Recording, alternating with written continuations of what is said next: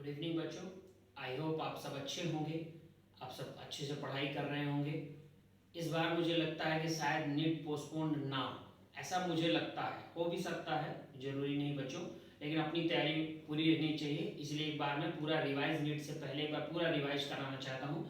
Right, तो चलिए सबसे पहले जो डी एंड एफ ब्लॉक का थोड़ा सा पोर्शन बचा हुआ था वो कंप्लीट कर देते हैं। Nitrogen containing compound, biomolecules, polymers, ये सब भी हम लेक्चर रिवाइज कराएंगे, ठीक है ना। इसलिए आप बिल्कुल भी परेशान ना होना।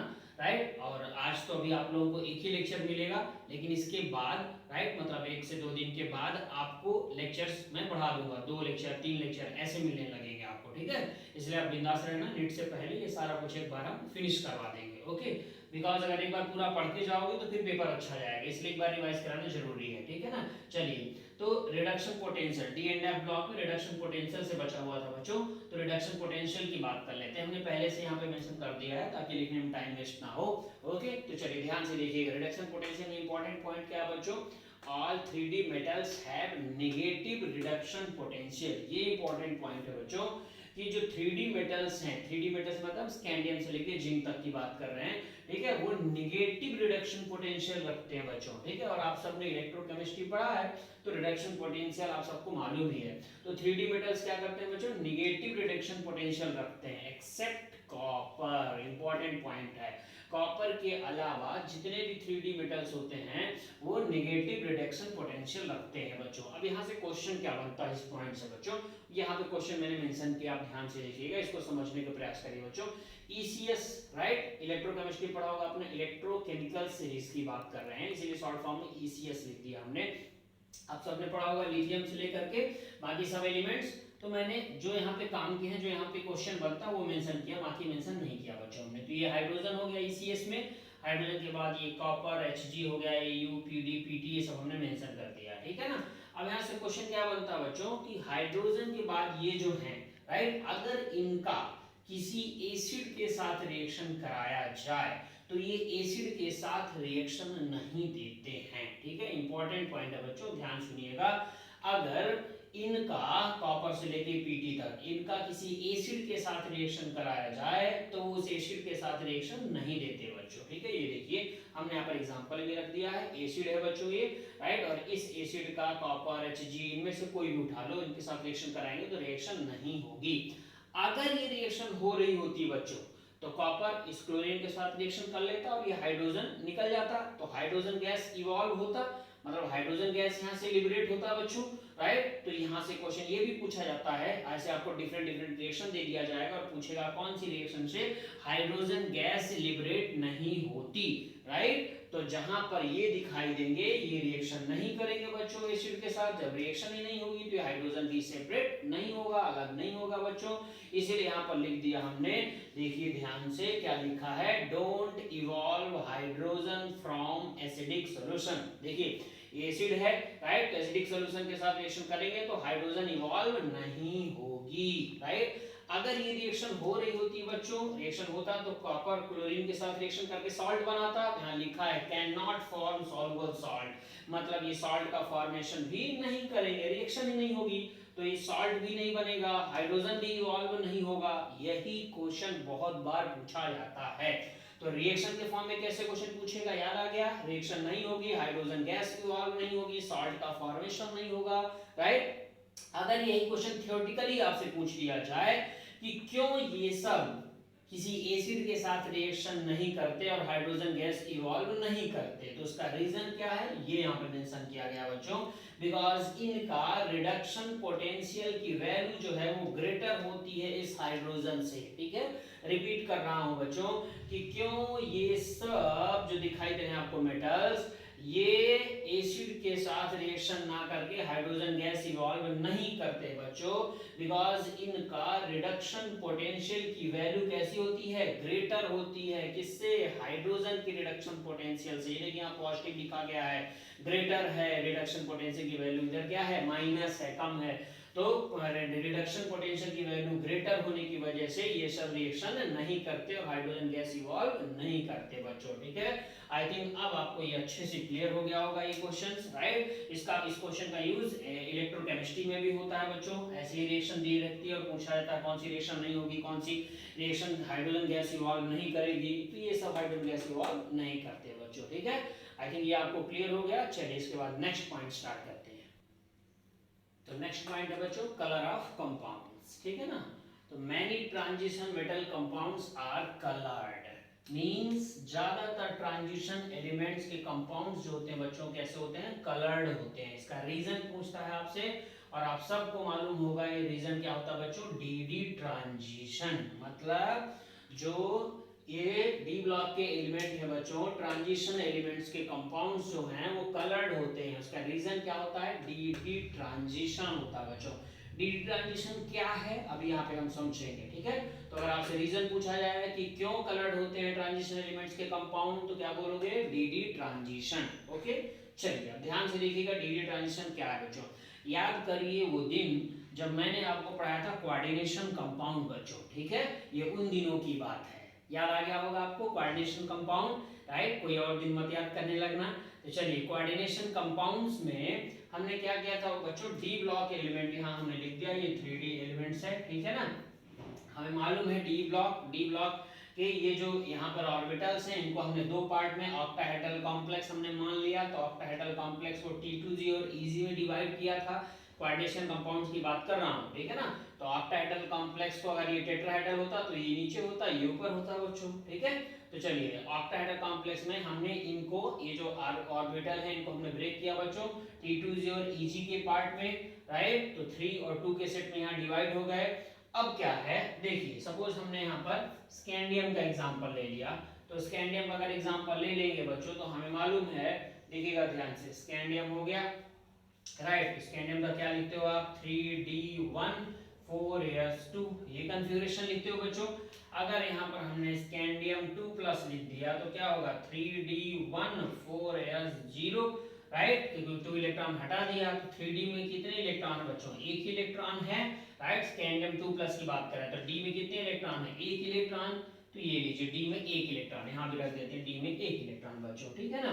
तो डी में एक इलेक्ट्रॉन है, जैसे ही इस T2G के एक इलेक्ट्रॉन को एनर्जी मिलेगी, ये एनर्जी लेकर के क्या करेगा, एक्साइटेड स्टेट में जाना चाहेगा, हायर लेवल के उसमें ऑर्बिटल में जाना चाहेगा।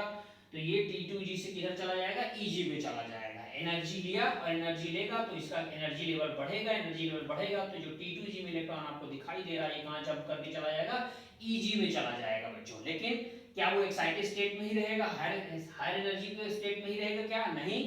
आपको मालूम है ग्राउंड स्टेट में वापस आना चाहेगा। तो जब वो वापस ग्राउंड स्टेट में आना चाहेगा, मतलब ये जो इलेक्ट्रॉन है EG में, जब ये वापस अपने ग्राउंड स्टेट में मींस T2G में आना चाहेगा, तो जब कोई हायर एनर्जी से इलेक्ट्रॉन लोअर एनर्जी में आना चाहेगा, राइट, तो क्या होता है, वो एनर्जी इमिट करता है बच्चों। एनर्जी इमिट करेगा तो एनर्जी जो निकलेगी उसी के कारण आपको कलर मिलता है, कलर ऑब्जर्व होता है, और इसी को बोलते हैं डी ट्रांजिशन।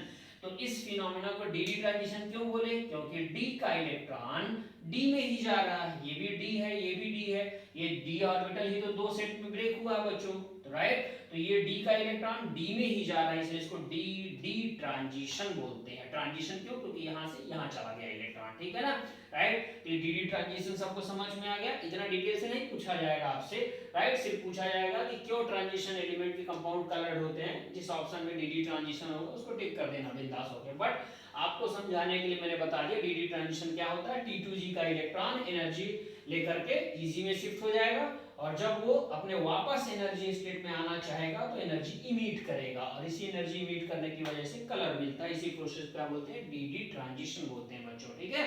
तो आई थिंक ये आप सबको समझ में आ गया होगा, डी ट्रांजिशन, कलर्ड होते हैं ट्रांजिशन एलिमेंट्स के कंपाउंड, ठीक है। अब हम कुछ देखते हैं, जैसे स्कैंडियम 2+ हमने यहाँ ले लिया, ऐसे ही कुछ कंपाउंड्स हैं, कलर देखते हैं बच्चों, ठीक है ना। ओके, तो नेक्स्ट पॉइंट। ओके, तो हमने कलर्स की बात की थी, तो यहाँ पे कुछ आयंस हैं, इनके कलर इंपॉर्टेंट है, जिनसे क्वेश्चन पूछा जाता है, एनसीईआरटी में मेंशन भी है बच्चों, राइट। तो इनके कलर्स की बात करते हैं, ठीक है ना। अभी आपने देखा कि कलर्ड क्यों होता है, ड्यू टू डी ट्रांजिशन। तो अब ये जो कलर्ड यहाँ पे दिखाई दे रहे हैं बच्चों, ये डी ट्रांजिशन की वजह से ही है।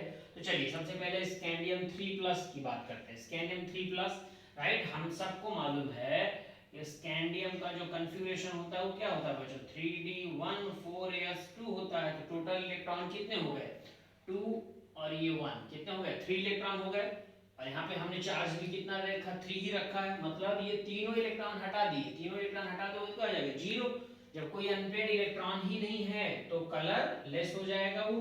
तो ये लीजिए कलरलेस। क्यों कलरलेस हुआ समझ में आया सबको, क्योंकि 3 यहाँ पे ऑक्सीडेशन नंबर है 3 का मतलब तीनों इलेक्ट्रॉन रिमूव कर दिया, तीनों इलेक्ट्रॉन रिमूव कर दिए स्कैंडियम के, तो अनपेड इलेक्ट्रॉन 0, अनपेड इलेक्ट्रॉन 0, तो वो कलरलेस। ठीक है, अनपेड इलेक्ट्रॉन रहेगा तभी कलर देगा, तभी डी ट्रांजिशन होगा। अनपेड इलेक्ट्रॉन ही नहीं होंगे तो कलर भी नहीं होगा, डी ट्रांजिशन भी नहीं होगा।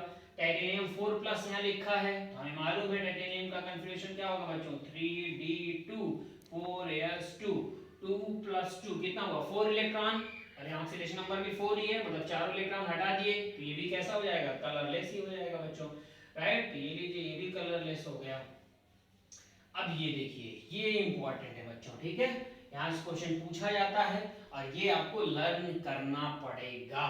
Chromium 3+ violet colour, Fe2+ green colour, Fe3+ yellow colour, copper 2+ blue colour. ये जनरली बच्चों को याद रहता है क्योंकि ये कॉपर 2+ केमिस्ट्री में कई बार आता है, ठीक है ना। तो ये ब्लू कलर होता है। क्रोमियम 3+ वॉयलेट, Fe के ये दो हैं, ध्यान से देख लीजिए, इसलिए यहाँ से क्वेश्चन पूछा आता है। Fe2+ ग्रीन होता है और Fe3+ येलो कलर होता है। ये इंपॉर्टेंट है बच्चों, यहाँ से क्वेश्चन पूछा जाता है। और भी आयंस होते हैं लेकिन बाकी हमने मेंशन नहीं किया बच्चों। अगर आप एनसीईआरटी देखोगे तो एनसीईआरटी में ये सब मेंशन है, कुछ और भी मेंशन हैं लेकिन वो वहां से क्वेश्चन नहीं पूछे जाते। क्वेश्चन अक्सर इन्हीं से पूछा जाता है, इसलिए हमने इन्हीं को मेंशन किया है, यही इंपॉर्टेंट है बच्चों, ठीक है। ओके, तो ये हो गया। चलिए इसके बाद नेक्स्ट पॉइंट की बात करते हैं।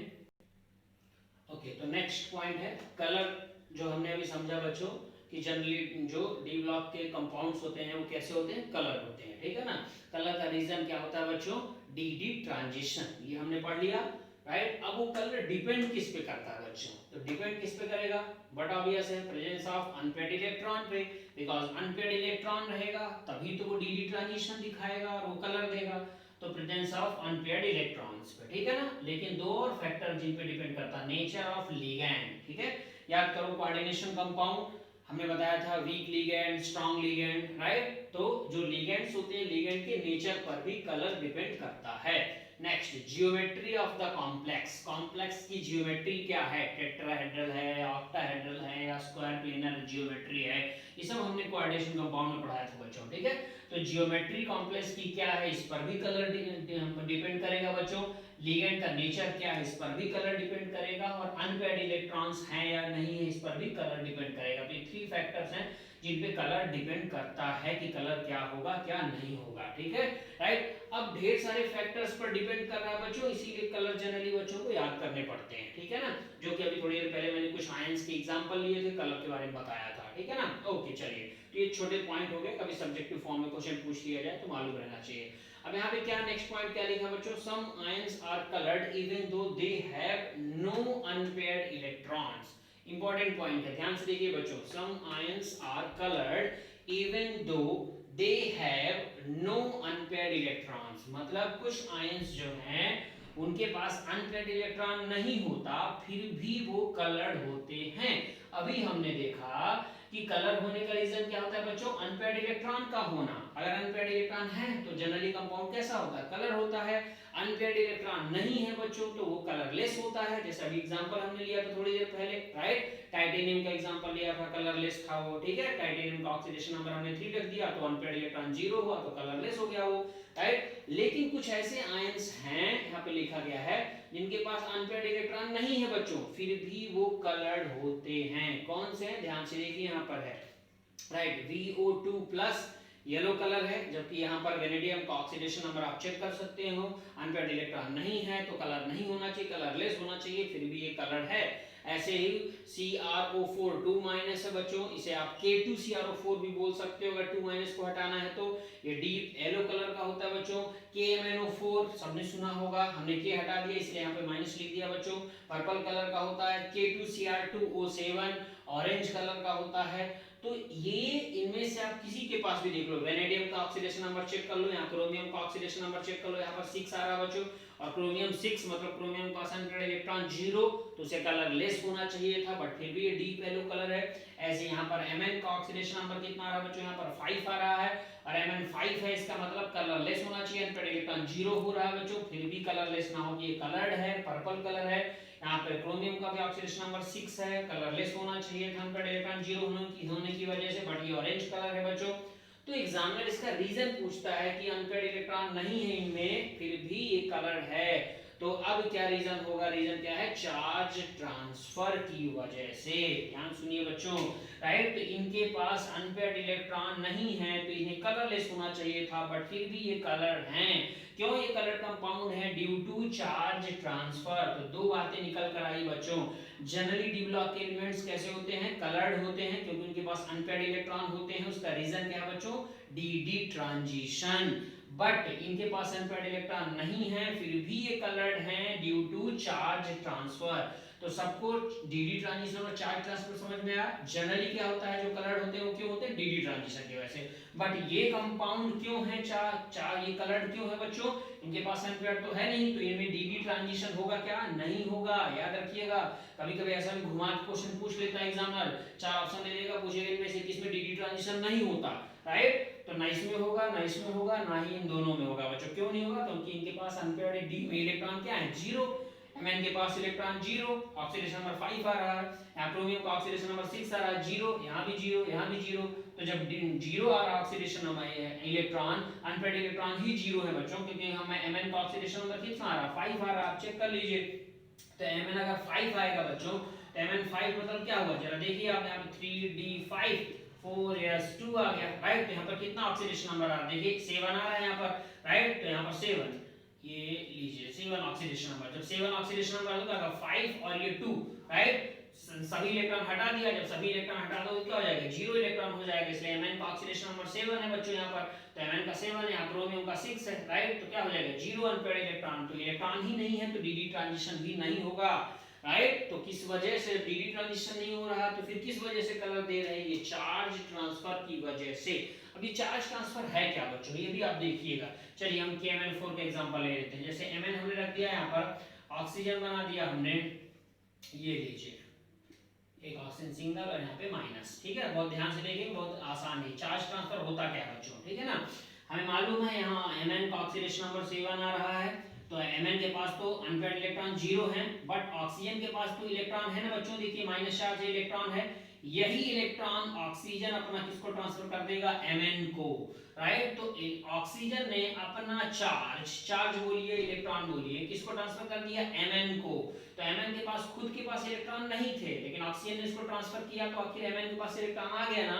इसी प्रोसेस को बोलते हैं चार्ज ट्रांसफर। अब इसको समझाया क्यों मैंने ऐसे, क्योंकि एक बार क्वेश्चन ये भी पूछा गया था कि जो चार्ज ट्रांसफर है वो किधर से किधर होता है, Mn टू ऑक्सीजन होता है या ऑक्सीजन टू Mn होता है। तो आप सबको आई थिंक क्लियर हो गया होगा, ऑक्सीजन टू Mn होता है, राइट। इसको ऐसा भी बोला जा सकता है कि मेटल टू लिगेंड है, लिगेंड टू मेटल, ऐसे भी क्वेश्चन आया है। तो ऑक्सीजन क्या है बच्चों, लिगेंड, Mn क्या है, मेटल, राइट। तो लिगेंड टू मेटल होता है, यहां मेंशन कर दे रहा हूं मैं। चार्ज ट्रांसफर किधर होता है बच्चों, लिगेंड टू मेटल, मतलब लिगेंड डोनेट करेगा मेटल को, ऑक्सीजन डोनेट करेगा मेटल को, ठीक है। आई थिंक अब आपको ये सब क्लियर हो गया होगा अच्छे से। चलिए नेक्स्ट पॉइंट की बात, चलिए नेक्स्ट पॉइंट है एलॉय की बात कर लेते हैं। हमें मालूम है डी ब्लॉक एलिमेंट्स जो है, ट्रांजिशन एलिमेंट्स जो है बच्चों, वो एलॉय का फॉर्मेशन करते हैं, राइट। तो इनमें से क्वेश्चन कभी कभार पूछ लेता है बच्चों, राइट, कि ब्रॉस जो एक तरह का एलॉय है वो किससे मिलके बना होता है। तो इसे लर्न करना है बच्चों, बहुत आसान है। देखिएगा, ब्रॉस एलॉय का एग्जांपल है, ब्रॉन्ज एलॉय का एग्जांपल है गन मेटल या बेल मेटल भी उसी को बोलते हैं, राइट। गन मेटल, राइट जी, मतलब जिससे गन जो बनती है बच्चों, राइट। गन मेटल या बेल मेटल जो है वो सेम ही है, राइट। स्टेनलेस स्टील जो है वो किससे मिलके बना होती है सब एलॉय, तो इसकी बात करते हैं। तो ब्रास जो है किससे बना होता है बच्चों, कॉपर और जिंक से बना होता है मिलके, ठीक है ना। ब्रॉन्ज किससे बना होता है, Cu और Sn से मिलके बना होता है गन मेटल या बेल मेटल किससे बना होता है? Cu Zn और Sn, मतलब Cu Zn और Sn इनसे मिलकर बना होता है, ठीक है ना।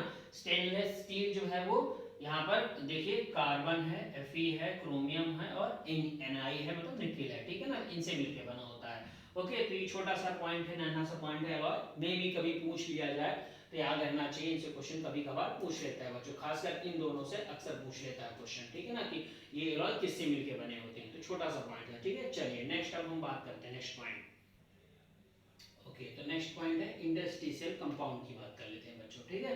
हमें मालूम है जो ट्रांजिशन एलिमेंट्स होते हैं, मतलब डी ब्लॉक एलिमेंट्स होते हैं बच्चों, वो इंटरस्टिशियल कंपाउंड का फॉर्मेशन करते हैं, ठीक है। इंटरस्टिशियल कंपाउंड है क्या बच्चों?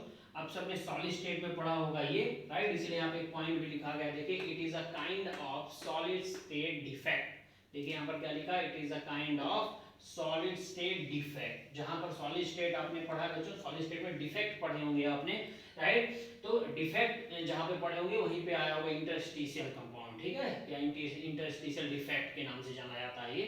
तो इंटरस्टिशियल कंपाउंड में क्या होता है बच्चों, कि जैसे यहाँ पर एग्जांपल लिखा है फेरस ऑक्साइड का, देखिए आप FeO का एग्जांपल है, तो FeO में मान लीजिए Fe2 प्लस कुछ गायब कर दी है, कुछ गायब कर दिया गया, ठीक है, कुछ गायब करके वहां Fe3 प्लस यहाँ पे रख दिया गया, और जो स्पेस उसमें बचेगा, उस स्पेस में जो जगह बचेगी Fe2 प्लस की, वहां पर कोई दूसरा एलिमेंट पुट कर दिया जाए बच्चों, तो वो होता है इंटरस्टिशियल कंपाउंड्स, ठीक है ना।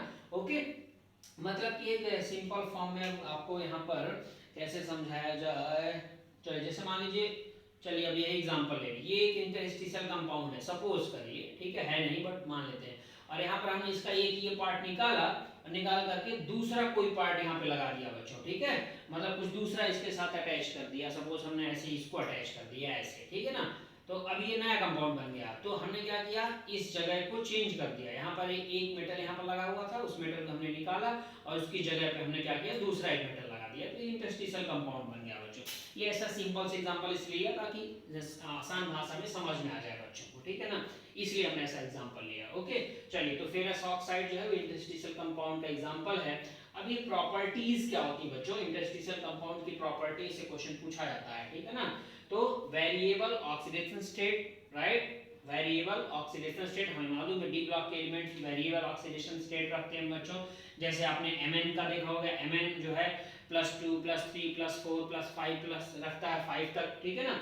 ऐसे तो वेरिएबल ऑक्सीडेशन स्टेट पहली प्रॉपर्टी है, हार्ड होते हैं, हाई MP एंड BP, मतलब high melting point and boiling point रखते हैं बच्चों, और गुड कंडक्टर ऑफ इलेक्ट्रिसिटी, मतलब इलेक्ट्रिसिटी गुड कंडक्टर होते हैं ये, ठीक है ना, राइट, मतलब करंट का झटका लगेगा अगर इनको छूओगे इंटरस्टिशियल कंपाउंड को तो। ओके, तो चलिए इंटरस्टिशियल कंपाउंड की प्रॉपर्टीज क्या है बच्चों, वेरिएबल ऑक्सीडेशन स्टेट जो कि डी ब्लॉक की भी प्रॉपर्टीज होती है, राइट, हार्ड होते हैं, high melting and boiling point होते हैं, और गुड कंडक्टर होते हैं इलेक्ट्रिसिटी का। तो छोटा सा नन्हा सा पॉइंट था ये, आई थिंक आपको समझ में आ गया होगा। चलिए इसके बाद नेक्स्ट पॉइंट की बात करते हैं। ओके, तो नेक्स्ट पॉइंट है कैटालाइटिक एक्टिविटी या कैटालाइटिक प्रॉपर्टीज, ठीक है, ध्यान से सुनिएगा बच्चों, ये इंपॉर्टेंट पॉइंट है, मतलब यहाँ से क्वेश्चन पूछा जाता है, यहाँ पे क्वेश्चन पूछाने की प्रोबेबिलिटी सबसे ज्यादा है, राइट, तो इसे ध्यान से देखिएगा। कैटालाइटिक एक्टिविटी, इसका रीजन क्या है, एग्जामिनर पूछता है कि क्यों ट्रांजिशन एलिमेंट्स के पास कैटालाइटिक प्रॉपर्टीज होती है, उसका रीजन ये है बच्चों, ध्यान से देखिए, क्यों ट्रांजिशन एलिमेंट्स के पास कैटालाइटिक प्रॉपर्टी होती है, उसका रीजन क्या है, first, presence of empty D orbital, खाली डी ऑर्बिटल होने की वजह से, हमें मालूम है कि वैकेंट डी ऑर्बिटल होता है बच्चों, तो खाली डी ऑर्बिटल होने की वजह से कैटालाइटिक प्रॉपर्टी रखते हैं, राइट। सेकंड क्या है, large surface area D block elements का ज्यादा होता है, इस वजह से वो कैटालाइटिक प्रॉपर्टी रखते हैं। थर्ड क्या है, variable oxidation state, oxidation number change करते रहते हैं, इसी वजह से वो कैटालाइटिक प्रॉपर्टी रखते हैं। और फोर्थ रीजन क्या है, ability to form complex, complex बनाते हैं, आपको मालूम है कोऑर्डिनेशन कॉम्प्लेक्स, पहले मैंने बात की थी, कोऑर्डिनेशन कॉम्प्लेक्स का फॉर्मेशन करते हैं बच्चों, इसी वजह से वो कैटालाइटिक प्रॉपर्टी का जैसे नेचर रखते हैं। तो ये 4 रीजन है बच्चों, क्वेश्चन यहाँ से पूछा जाता है, याद रखिएगा, ठीक है, बहुत बार यहाँ से क्वेश्चन पूछा गया है। ओके, कि क्यों कैटालाइटिक प्रॉपर्टी रखते हैं डी ब्लॉक या ट्रांजिशन एलिमेंट, तो उसका ये रीजन है बच्चों। ओके, ठीक है, चलिए अब इसके एग्जांपल देख लेते हैं हम लोग, राइट, इसके एग्जांपल्स की बात करते हैं, ठीक है ना। ओके, तो कैटालाइटिक एक्टिविटी के एग्जांपल्स हैं, कुछ कैटालिस्ट के एग्जांपल्स हैं, और ये भयंकर इंपॉर्टेंट है बच्चों, ठीक है ना। हर साल इनमें से कोई ना कोई एक क्वेश्चन आता ही आता है, याद रखिएगा। अब तक आज के लेक्चर में जितना मैंने पढ़ाया, मैंने ये पॉइंट कहीं पर भी नहीं बोला बच्चों, तो आप ये सब पॉइंट्स को ध्यान दीजिए। मैंने क्या बोला, हर साल यहाँ से एक क्वेश्चन जरूर आता है कि कौन सा कैटालिस्ट किस में यूज किया जाता है, ठीक है ना। तो ये इंपॉर्टेंट है बच्चों। ओके, छोटा छोटा एग्जांपल है, देख लीजिए। तो टाइटेनियम का use TiCl4, right, plus Et3Al, मतलब इथाइल कितना, 3 टाइम्स इथाइल है, Et मतलब इथाइल, C2H5, ठीक है ना। और एल्यूमिनियम है, और इसी को बोलते हैं जिगलर-नाटक कैटालिस्ट। याद करो, कोऑर्डिनेशन कंपाउंड पे में भी ये मैंने बताया था आपको, जिगलर-नाटक कैटालिस्ट, उसका फार्मूला यही है बच्चों। ये पूछा जाता है, बहुत इंपॉर्टेंट है, बहुत बार पूछा गया है बच्चों, ठीक है ना। इस जिगलर-नाटक कैटालिस्ट का यूज क्या है बच्चों, राइट, हमें मालूम है यहाँ पर टाइटेनियम का यूज हो रहा है, डी ब्लॉक के एलिमेंट का यूज हो रहा है, इसीलिए तो यहाँ पे हम पढ़ रहे हैं। तो ये एज अ कैटालिस्ट यूज किया जाएगा, ये सब कैटालिस्ट ही हैं बच्चों, राइट। तो जिगलर-नाटक कैटालिस्ट, इसका फार्मूला ये है, वो किस में यूज किया जाता है, preparation of polythene from ethene, मतलब इथीन से पॉलीथीन बनाने में। वही पॉलीथीन जो आप सब पढ़ते हो बच्चों, ये पॉलीथीन, ठीक है, मैं यहाँ पर आपको दिखा सकता हूँ, ये पॉलीथीन, ठीक है, ये जो पॉलीथीन है बच्चों, राइट। तो इस पॉलीथीन का यहाँ पर देखिए ध्यान से, इसी पॉलीथीन को प्रिपरेशन किया जाता है किससे, इथीन से, किसकी प्रेजेंस में, इस जिगलर-नाटक कैटालिस्ट की प्रेजेंस में, मतलब इसकी प्रेजेंस में, ठीक है ना, बनाया जाता है पॉलीथीन। तो इंपॉर्टेंट है, बहुत बार पूछा गया है। नेक्स्ट, वेनेडियम का कैटालिस्ट है, V2O5 कैटालिस्ट है, वेनेडियम पेंटाऑक्साइड जिसे बोलते हैं बच्चों, वेनेडियम पेंटाऑक्साइड, ठीक है ना। कांटेक्ट प्रोसेस में यूज होता है, याद करो, पी ब्लॉक, पी ब्लॉक में आपने पढ़ा होगा H2SO4 वाला, राइट। तो वहां पर H2SO4 की प्रिपरेशन को जिसे बोलते हैं कांटेक्ट प्रोसेस, वहां पर ये यूज होता है कैटालिस्ट वेनेडियम पेंटाऑक्साइड V2O5। तो इंपॉर्टेंट है बच्चों ये, ठीक है ना, इसीलिए मैंने यहाँ पर लिख दिया था इंपॉर्टेंट। ओके, चलिए नेक्स्ट, Cr2O3 और Al2O3, क्रोमियम का कैटालिस्ट है ये बच्चों, और ये कहाँ यूज किया जाता है, एरोमेटाइजेशन में यूज किया जाता है, मतलब एरोमेटिक रिंग बनाने में यूज किया जाता है। ये कहाँ पर देखोगे आप, ये आप देखोगे बच्चों 11th की एनसीईआरटी में, जहां पर आप हाइड्रोकार्बन पढ़ रहे हो, एल्केन, एल्कीन, एल्काइन, एल्काइन के बाद होगा एरोमेटिक हाइड्रोकार्बन्स, ठीक है। वहां पर ये आपको एक रिएक्शन में मिलेगा कैटालिस्ट, इस कैटालिस्ट की बेस में एरोमेटिक रिंग बन जाती है बच्चों, मतलब ओपन कार्बन लोगे, ओपन कार्बन को रिंग में कन्वर्ट कर देता है, ठीक है, बेंजीन रिंग वगैरह बनाने में काम आता है। नेक्स्ट, Mn का यूज, Mn का कैटालिस्ट है MnO2, और ये ऑक्सीजन को प्रोड्यूस करने में काम आता है एज अ कैटालिस्ट बच्चों। रिएक्शन, ये रिएक्शन भी पी ब्लॉक में पढ़ा है आपने, राइट, इसीलिए मैंने ये रिएक्शन भी लिख दिया ताकि आपको याद आ जाए, ठीक है। याद करो, पी ब्लॉक में आपने रिएक्शन पढ़ी है बच्चों, राइट, आपने एनसीईआरटी में देखना, पी ब्लॉक में आपको रिएक्शन मिल जाएगी, और 2 टाइम्स आपको ये रिएक्शन मिलेगी एनसीईआरटी में बच्चों। KClO3 MnO2 as a catalyst use किया गया बच्चों, राइट। तो ये KCl अलग हो जाएगा और ऑक्सीजन अलग हो जाएगा, तो ऑक्सीजन प्रोड्यूस करने के काम आया ना बच्चों। मैंने बैलेंस नहीं किया है, राइट, बैलेंस यहाँ पे नहीं पूछा जा रहा आपसे। तो O2 यहाँ पे रिलीज हो रहा है, तो ऑक्सीजन की प्रिपरेशन में ही ये MnO2 कैटालिस्ट यूज किया जाता है। ओके, चलिए कुछ और एग्जांपल इसके बाद देखते हैं। नेक्स्ट एग्जांपल, ओके, तो नेक्स्ट एग्जांपल है बच्चों कैटालिटिक प्रॉपर्टी का Fe का देखते हैं। FeCl3 फ्रीडल क्राफ्ट रिएक्शन में एज अ कैटालिस्ट यूज किया जाता है। आप सबको फ्रीडल क्राफ्ट रिएक्शन अच्छे से याद होगा, most of the time organic chemistry Friedel craft reaction से क्वेश्चन पूछा जाता है, और इस साल भी पूछा जाएगा, ठीक है। तो फ्रीडल क्राफ्ट रिएक्शन में FeCl3 as a catalyst use किया जाता है बच्चों। ओके, चलिए नेक्स्ट, Fe ट्यूब, जिसे रेड हॉट Fe ट्यूब भी बोलते हैं बच्चों, ठीक है। हॉट क्यों बोला, ये देखिए हीट का सिंबल है, red hot Fe tube, right. Red hot Fe tube का काम क्या होता है, एरोमेटिक रिंग बनाना। ये देखिए एसिटिलीन दे दिया गया है, राइट, एसिटिलीन को बेंजीन में कन्वर्ट कर देता है बच्चों, ठीक है। तो ये रेड हॉट Fe ट्यूब का कमाल है, और ये रिएक्शन भी आप 11th की एनसीईआरटी में एल्काइन चैप्टर में आपको मिला होगा बच्चों, एल्काइन चैप्टर में से आप देख सकते हो एनसीईआरटी में, ठीक है ना। तो एसिटिलीन को बेंजीन में कन्वर्ट करता है red hot Fe tube, as a catalyst काम करता है वो, ठीक है। फेंटॉन्स रिएजेंट, ये भी Fe का ही एग्जांपल है बच्चों, राइट। इसमें कैटालिस्ट होता है FeSO4 के साथ H2O2, इसी को फेंटॉन्स रिएजेंट बोलते हैं, नाम तो सबने सुना होगा बच्चों, FeSO4 के साथ H2O2, इसे क्या बोलते हैं, फेंटॉन्स रिएजेंट। और ये किसके ऐसा काम करता है, एज अ ऑक्सीडाइजिंग रिएजेंट काम करता है। याद करो, मैंने ये पढ़ाया है आपको बच्चों, ये फेंटॉन्स रेट मैंने आपको कहाँ पे पढ़ाया है, ग्लिसरॉल में पढ़ाया बच्चों, ठीक है। आप अपना नोट्स ओपन करना और अपना नोट्स ओपन करने के बाद ग्लिसरॉल का लास्ट लेक्चर देखना बच्चों। ग्लिसरॉल का लास्ट लेक्चर जो मैंने आपको पढ़ाया था, वहाँ फेंटॉन्स रिएजेंट एज ऑक्सीडाइजिंग रिएजेंट मैंने आपको रिएक्शन पढ़ाया था बच्चों, ठीक है ना। ओके, हैवर्स प्रोसेस, हैवर्स प्रोसेस का भी नाम सबने सुना होगा, पी ब्लॉक में पढ़ा होगा, अमोनिया की प्रिपरेशन, वहाँ पर भी Fe का यूज किया जाता है एज अ कैटालिस्ट। चलिए इसके बाद कुछ और नेक्स्ट एग्जांपल देखते हैं। Okay next, cobalt as a catalyst, ये यूज कर किया जाता है। हाइड्रोजन देखिए ध्यान से, HCO ये कोबाल्ट है और ये कार्बोनाइल है बच्चों, जो कार्बोनाइल लिगेंड के जैसा यूज होता है, HCO CO4। इसका यूज कहाँ किया जाता है, हाइड्रो फॉर्मुलेशन में यूज किया जाता है। किस प्रोसेस में, ऑक्सो प्रोसेस में बच्चों। ये डायरेक्ट क्वेश्चन पूछा जाता है, ठीक है ना।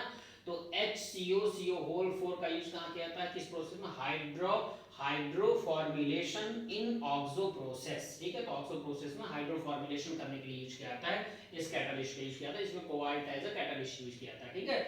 नेक्स्ट है निकिल, आप सबने पढ़ा होगा 11th में, रेने निकिल, एल्केन चैप्टर में पढ़ा होगा बच्चों। तो रेने निकिल, अगर एल्काइन दे दिया जाए और एल्काइन को एल्केन में कन्वर्ट करना हो तो रेने निकिल का यूज किया जाता है बच्चों, ठीक है। तो एल्काइन में हाइड्रोजन ऐड करके उसको किस में कन्वर्ट कर देता है, एल्केन में कन्वर्ट कर दे। ऐसे ही लिथियम, लिक्विड अमोनिया, राइट, अगर ये ले लिया है तो एल्काइन को एल्कीन में कन्वर्ट कर दे। ये एक एक्स्ट्रा इंफॉर्मेशन आपको दे रहे हैं, राइट, इसे बिल्ची रिडक्शन बोलते हैं बच्चों, राइट। तो एल्काइन को एल्कीन में कन्वर्ट करना हो तो लिथियम, लिक्विड अमोनिया का यूज किया जाता है, और एल्काइंस अगर एल्केन बनाना हो तो रेने निकिल का यूज किया जाता है। ये इंपॉर्टेंट है, यहाँ से बहुत बार क्वेश्चन पूछा गया है बच्चों, ठीक है। 11th के एनसीईआरटी में ये भी दे रखा है, ओके, ठीक है। नेक्स्ट, पीडी का यूज किया एज अ कैटालिस्ट बच्चों।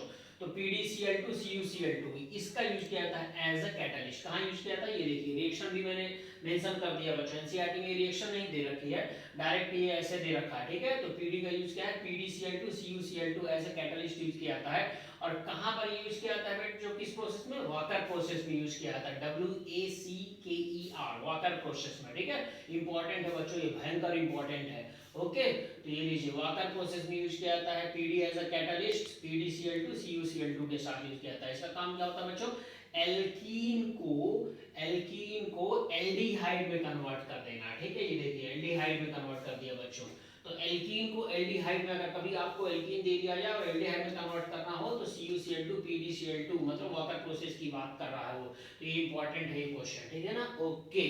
तो यहाँ से कैटालिटिक प्रॉपर्टी, कौन कौन सा कैटालिस्ट है, ये सब फिनिश हो गया। हर साल यहाँ से एक क्वेश्चन पूछा जाता है बच्चों कैटालिस्ट से, इसलिए आपको याद रखना पड़ेगा, इसलिए मैंने पूरा डिटेल से आपको ये पढ़ा दिया बच्चों, ठीक है। इसके बाद बचता है ऑक्सीडेशन स्टेट, तो हम वो नेक्स्ट लेक्चर में ऑक्सीडेशन स्टेट सीखेंगे। तब तक आप अपनी अच्छे से पढ़ाई करते रहिए बच्चों, ठीक है, राइट, ओके। चलिए बच्चों, थैंक यू बच्चों। और हाँ, एक बात और, अभी मेरी तबीयत एकदम अच्छी है, ठीक है, बीच में थोड़ी खराब हो गई थी, सीरियस बात थी, वो कभी फिर डिटेल से आपको बताएंगे, राइट। तो चलिए इसके बाद हम नेक्स्ट लेक्चर ऑक्सीडेशन स्टेट आप अच्छे से पढ़ते रहिए बच्चों, ठीक है ना, ओके बच्चों, थैंक यू।